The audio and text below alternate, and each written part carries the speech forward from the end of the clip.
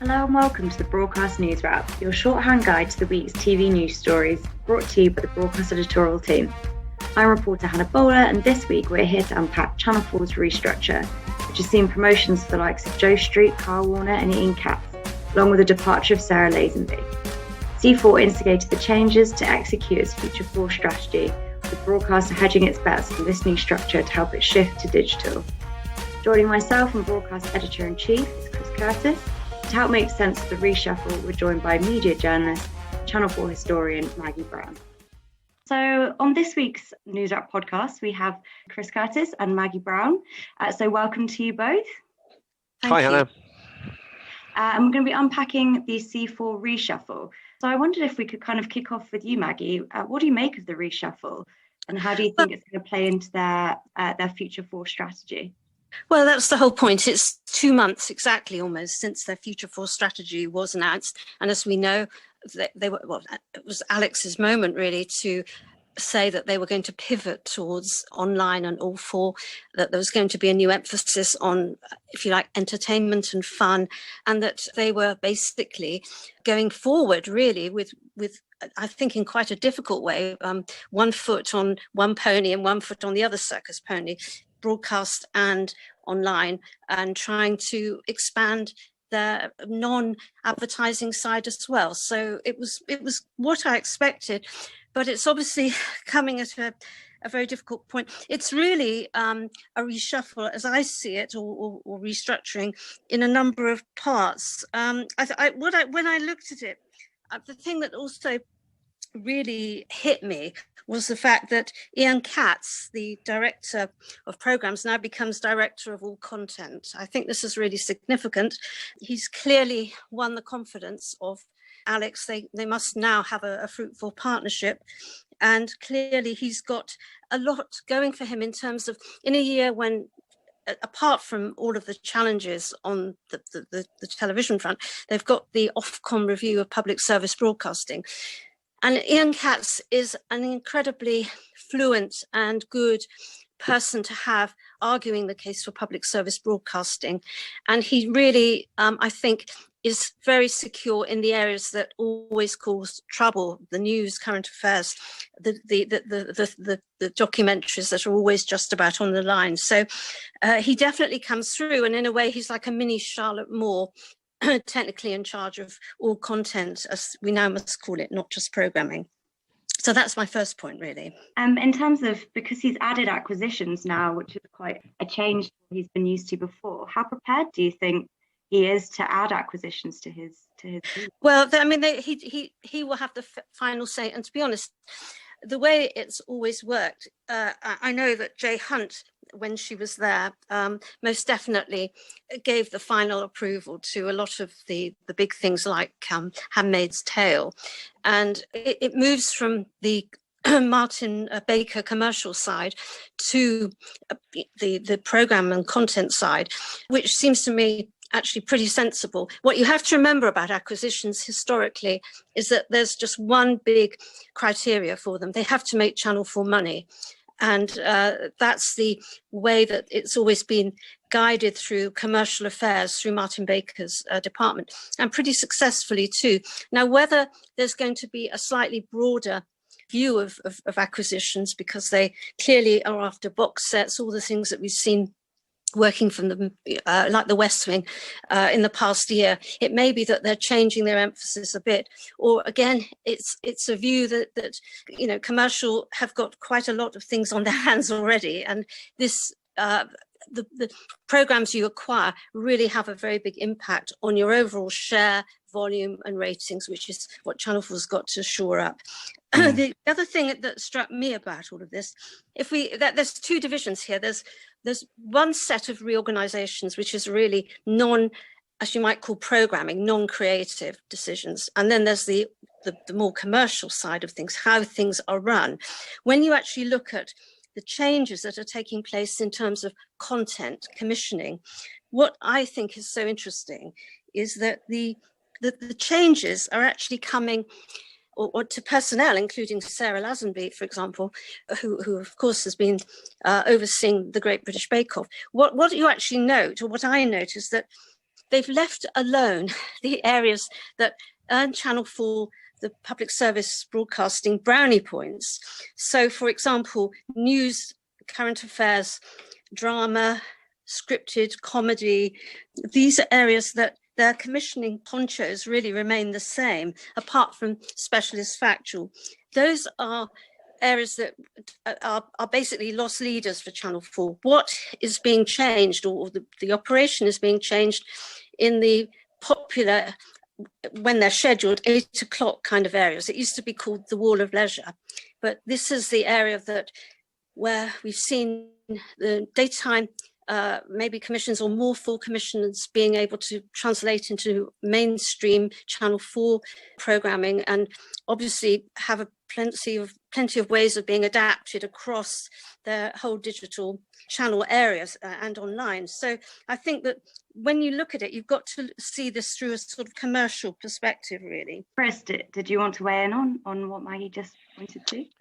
Yeah, I mean, look, there's a couple of things going on, I think, in what they're trying to achieve. There's definitely an attempt to streamline and to make things smoother and quicker. So there's fewer department heads, and Kelly Webb Lamb's not going to be directly replaced. So all the heads of department feed straight into Ian now. There's a boost for Scotland. You know, Scotland gets Jo Street was up there doing daytime, and she's added features and more to her to remit. Yeah, she's significant, isn't it? Yeah, she's very experienced. Yes. Yeah, I mean, she's incredibly well respected, and I think that she has made being an out of London commissioner work as well as anyone sort of has for many, many years. And it's significant, I think, that Channel 4 have given her that extended remit, and it's a boost for Scotland and Scottish Indies that they will feel like they've got a network commissioner with the ability to put their programmes right into the heart of prime time based with them. And there are slightly fewer commissioners and slightly fewer levels. I think it's easy to say, it will streamline things and make things better for indies, and harder to actually make that happen. But they're edging in the right direction. And the other thing that I think we haven't touched on yet, but I think is quite significant, is the elevation, the promotion of Kiran Nataraja, who is Maggie astutely suggested that Ian Katz had become a kind of mini Charlotte Moore, and if you were to read across the analogy, then Kiran has become a mini Dan McGulpin. Whether at the BBC, whether they'll thank us for calling mini versions, I don't know. But she is just like Dan is at the BBC, an example of the new breed of scheduler, which is no longer someone fixated with Tuesdays at 8 p.m. and Thursdays at 9 p.m. and fitting together the linear jigsaw, though that is still important. But their remit extends far beyond that to thinking about how and when shows are dropped, and the release patterns for online, and the whole focus of the Future Force strategy. Indeed. Maggie talked about at the beginning. Ultimately, it's about digital first, isn't it, Maggie? It's about going digital first. And that is what Kiran is now an incredibly important part of that strategy. And she'll be working, as I understand it, very, very closely with Ian on enacting it. Yes, I totally agree. I mean, she's director of content strategy and planning, and it's not exactly putting the schedules or the old style schedules together, which is very demanding, but it's actually, as you say, looking far more strategically and how you use content and how you actually move around things. And maybe I think she's going to have a role, especially on the digital channels as well, E4, More 4, as well as All 4. And I also think that they clearly are putting some new people further up the content chain, if you like, because they've started to trust or Ian trusts their judgment. I think Carl Warner is another example of somebody who is on the way up in terms of the power league, not just running E4 now, but head of, well, I mean, it's a rather challenging thing, this, if you ask me, youth and digital, head of youth and digital. I mean, it's sort of how long is a piece of string, really? And he's going to also oversee these two digital, whatever we call them, radio music channel, 4 Music. It's Box TV. It was Box TV. Now they've got Box Channel. You can see they're trying to sort of have a holistic view, if you like, about certain strands across Channel 4. Whether it will work, I have no idea. I often think when you have these executive restructures, it's really hard for an outsider to judge whether it works or not. And it's also taking place in an organization that is newly kind of fragmented and trying to work out the lines of communication and commissioning in a different manner. And I guess they've had a year really working from home and all the rest of it to sort of get a sense of how, the dynamics work. But it's a small organization, but it's a tricky organization to run, in my opinion. I think it's a really... Oh, sorry, Chris. No, I was just going to say, I think it's a really big year for Carl and for E4. I mean, E4 was disproportionately affected in 2020 by the pandemic and by the reduction in ad revenues. And when effectively Channel 4 kind of wound its neck in a little bit and cut its cloth accordingly, goodness, I'm going for lots of cliches. But when it had to rejig what it was trying to do, E4 suffered. Money came out of the E4 budget. And look, it's not as though everything's rosy in the garden again from a commercial point of view, but they're back on a more of an even footing, and there'll be scrutiny and there'll be interest as to what Carl's got lined up for E4. You would be hard pressed at the moment to say whether his strategy has succeeded or failed at E4 since he joined, because he hasn't really had the chance to enact it. I think it was 10 million, wasn't it, that was taken out? He had a boost and then he didn't have a boost anymore. Exactly. We'll have to see. I think one of the things that hasn't worked well for them is their rush to do that factual entertainment show, the Bridge, last autumn, which really was expensive and didn't really achieve very much as well. I think it was designed as a big pool which could feed over into other channels, but it was a 9:00 Sunday night show, but it hasn't set anybody's kind of heart beating. Pulse beating, and I guess that won't be recommissioned. The other thing that's bothering me a bit in all of this, though, is do we know if the Steph show, Packed Lunch, has a future? I mean, that's clearly one of the daytime perhaps dilemmas of Jo Street and might affect her kind of trajectory. I don't know. I mean, I try to watch it. Look, I think it's one of those things that I have a degree of sympathy for that show. There's a bit of there's a lot of Schadenfreude in the industry, as you know, Maggie. And I think that show was conceived as one thing, and it had to be hastily rethought and reimagined because of COVID. It was a studio show. It was going to be one type of show. They had to reimagine it and shoot it in Steph McGovern's house, etc. So ultimately, it had a relatively short run in that format, and that slightly took the wind out of its sails for when it then launched in the more conventional format. I'll be surprised if they don't back it. I mean, she was an important piece of talent for them to attract, and the fact that it's was one of their flagship shows coming out of London, being made in Leeds for the to chime with the nations and regions push. There's so many external elements and factors that make me think that sticking with it and giving it an extended run is likely in the short term, but it will need to bed in, and ultimately it will need probably to perform better if it's going to have a long-term future. I agree. I'm all in favour of daytime being pepped up, because traditionally, until it kind of just became too expensive, and I'm talking up to about 2009, they always had lively shows during the day, including live shows, and they were able to top up their share and their volume through a kind of quite happy audience in the afternoons. And I think that this is one of their attempts to be relevant and interesting. And she has been, of course, joined by a sort of a roster of other people as well, which has sort of watered down the Steph McGovern effect, which I think is probably quite a good thing. So, yeah, I mean, I don't want it not to work, but we are just, I'm actually feeling... I'm feeling quite sort of worried for Channel 4 for the simple reason that we are now yet again in a second lockdown or third lockdown, but in television terms, we've gone back into problems for not just production, but uncertainty about the economy. And of course, as we know, advertising. And for an organisation 95% dependent on advertising, which did hit the floor some of the time last year, despite audiences, of course, rocketing. I think the timing is just so difficult to be arguing for a changed organisation and for increased dependency on other things, including that kind of share of the value of factual formats if they can get them off the air with partners. So I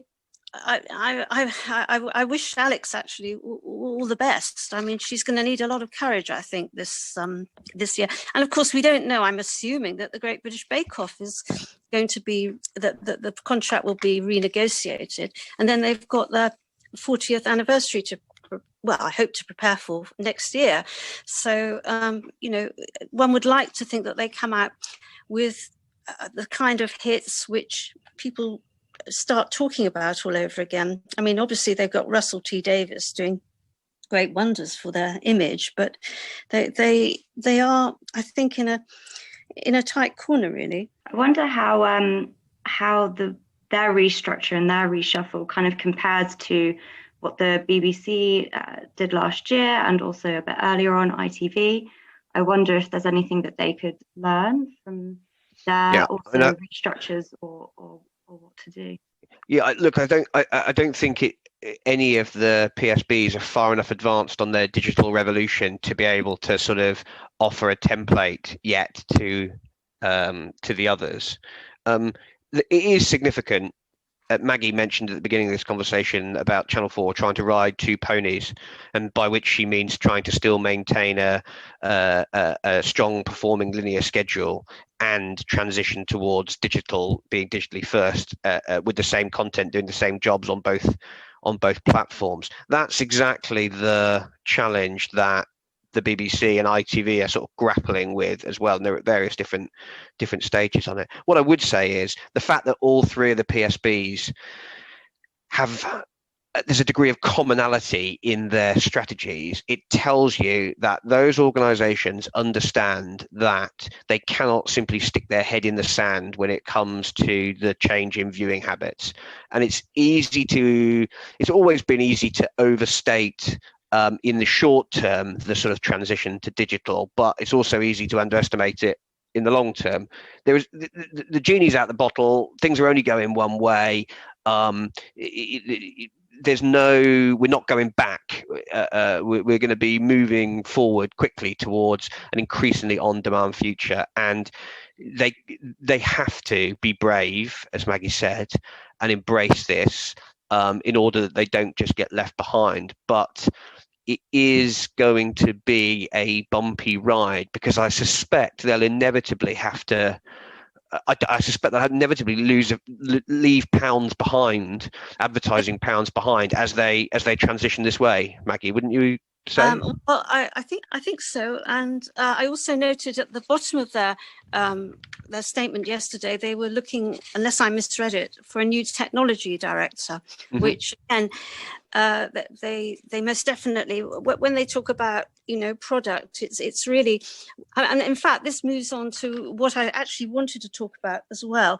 The fact is that one of the big changes here, really, after you've looked at the commissioning side, is the operational side, the all for product side, the business data management side, the interface between the people who crunch the data and then use it for commercial decisions, and then how that feeds back into the selection of programming, but also most importantly now, the kind of packages or program links that you put together, segments, so that you actually target the kind of audiences with the things that because your data tells you that this is what they will like. I mean, that's the more sophisticated version, which then allows you to serve up the adverts in that little split second between, calling up a show and actually getting to watch it. And it strikes me that this is where they've got this marketing director who's now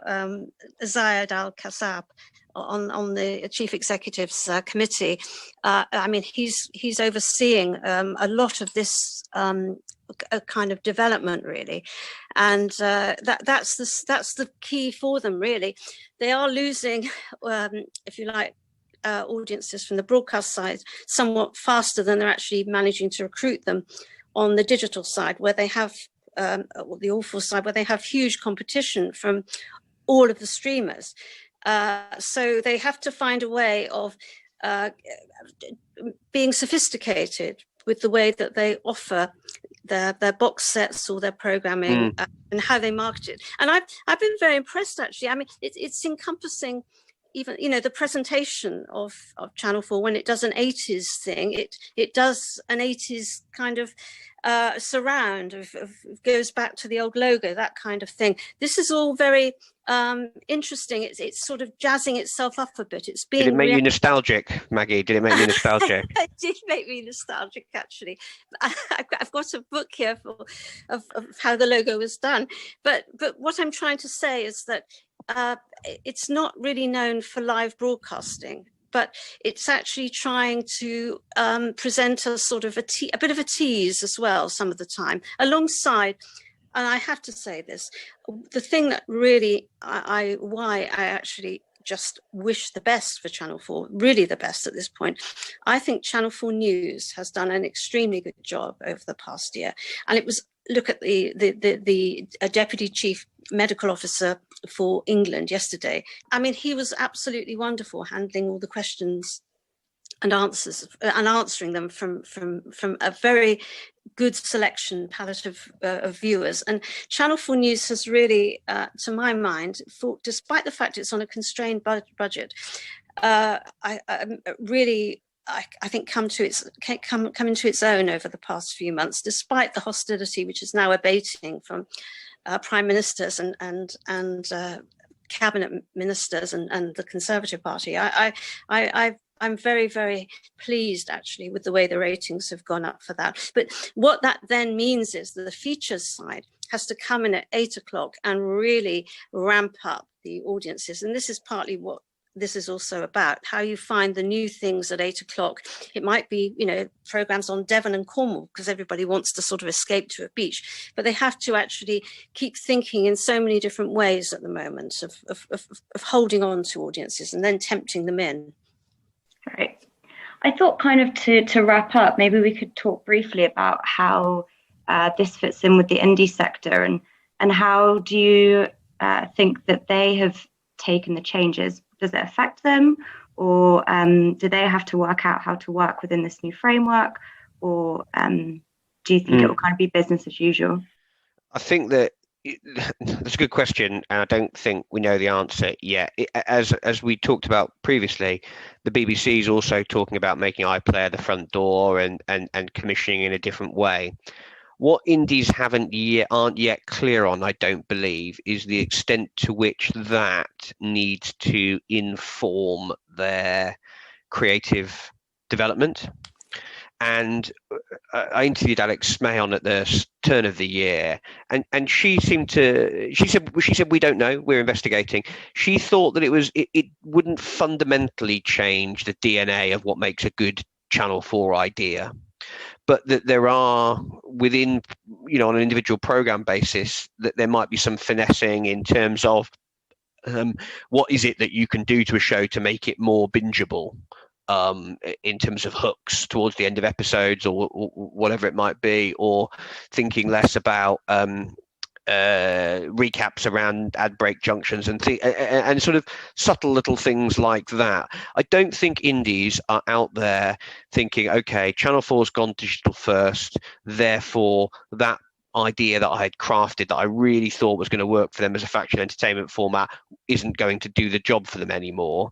But I suspect there'll be some polishing, some tweaking going on. And if I were a production company going in to see a Channel 4 commissioner at the moment, I would be finding ways to talk up, whether they're legitimate or not, the elements in my idea that I think make it suitable for online viewing. And the analysis that we did around the turn of the year showed that lots of the top-rated Channel 4 shows of 2020 were older formats, and the C4 gets a little bit of a hard time for that, and probably justifiably so. But by the same token, you can't really argue with something like Police Custody going absolute gangbusters, however many series in. But there were some things like Murder in the Outback and like Deadwater Fell, where you could point to them and say they rated really well last year, and they are precisely, true crime, deep dive into a single case in Murder in the Outback, and then a sort of plot-driven thriller in the shape of Deadwater Fell. That you would say those two could act as indicators of direction of travel for the type of content that C4 will look to be ordering as it transitions to digital. Great. I also think that we forget that actually the current regime inherited a really strong hand from the Jay Hunt and David Abraham era.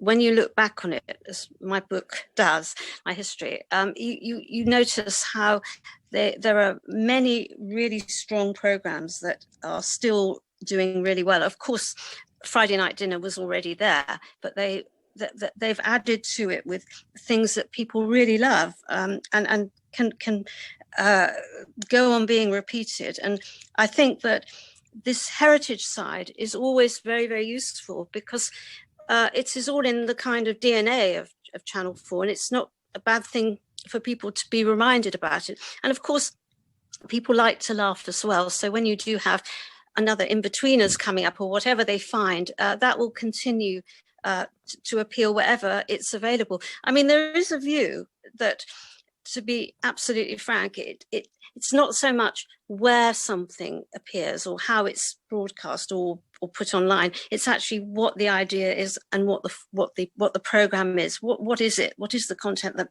people want to watch, and what makes it so attractive? And I think that we do have to bear that in mind, regardless of how it's delivered. On the other hand, they will have to go on updating their technology. I mean, when you compare, sadly, All 4 with watching some of the more sophisticated streamers, you can see the journey that is required, really, just to sort of keep up. Channel 4 has got to have to, I think, accept that it is a quirky minority channel, but it can be really interesting, and it can be very British. And one of the big advantages now, if they get it right, is that we will have all these voices and interesting insights coming from all over the country. Great. I was going to just say before we leave, and why I have you both, we do a thing each week where we say what we've been watching. And I thought maybe it might be good to kind of keep it in the C4 realm. So I wondered if maybe Chris and Maggie could tell me, what have you been watching on C4 at the moment? Oh, well, I really like The Great. I think it's really naughty. As I said, I've been watching a lot of Channel 4 News. Last night, I was there for Jonathan Van Tan, the Deputy Chief Medical Officer for England. And I've just make a point, really, of seeing if there's anything I want to watch. I quite like their Devon and Cornwall programme, to be absolutely honest. And of course, I've been watching, which I think is superb, It's a Sin. I mean, I'm really pleased to see Russell T Davies, not just back in form, but also, oddly making drama that is just moving and funny. But it also really fits well into an advertising funded channel, because you have all these vignettes of the different characters. Yeah, and for me, Hannah, as you know, I've got a new little baby in the house at the moment, so I generally go to bed at about 9:45 in an attempt to be refreshed so that I can attack the day in the mornings for broadcast.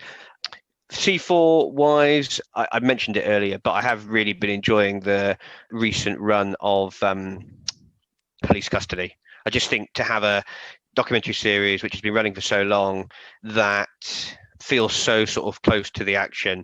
There was a recent, I think it was a two-parter with a woman who appeared to be a bit of a victim, and then as the episodes transpired, you realised that she was a slightly troubled woman, but a very manipulative woman, and quite a dangerous woman. And it it was as compelling as any sort of drama. So props to The Garden and to Channel 4 for keeping police custody at the top of its game. But hopefully I can watch a little bit more Channel 4 as my baby starts to sleep a little bit better. That's fair. Well, thank you both for joining on the podcast today. It was lovely hearing your thoughts, getting you to unpack quite big news at Channel 4. So thank you so much. Cheers, Hannah. Thank you. Thanks, Maggie. Thanks for listening to the Broadcast Newswrap. I'm reporter Hannah Bowler, and you've been listening to Broadcast Editor-in-Chief Chris Curtis and C4 historian Maggie Brown.